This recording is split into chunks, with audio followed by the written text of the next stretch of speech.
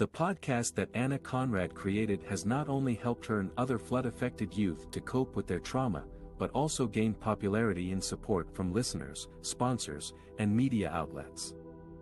The podcast, titled Kids Talk About the Abbotsford Flooding, has been streamed online on platforms like SoundCloud and Amazon Music, reaching thousands of people across the country and beyond. Many listeners have praised Anna for her courage, creativity, and compassion in sharing the stories of the children and youth who experienced the devastating flood in November 2021. Some listeners have also shared their own stories of overcoming natural disasters or other challenges in their lives. The podcast has created a community of empathy and solidarity among people who have faced adversity and resilience. The podcast has also attracted the attention of sponsors and media outlets who have offered to support Anna's project financially or by providing exposure and recognition. For example, a local radio station has invited Anna to be a guest on their show and talk about her podcast.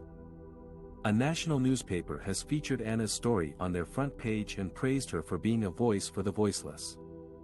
A global organization that works on disaster relief and prevention has donated money to Anna's school to help with the recovery efforts and education of the flood-affected students.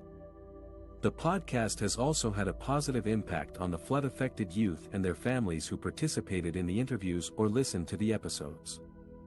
Many of them have said that the podcast has helped them to process their emotions, heal their wounds, and find hope for the future.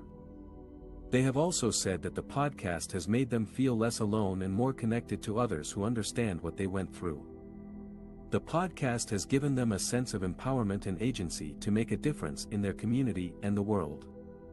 Anna Conrad's podcast is an example of how a teen can use their passion and talent to give voice to the flood-affected youth of Abbotsford.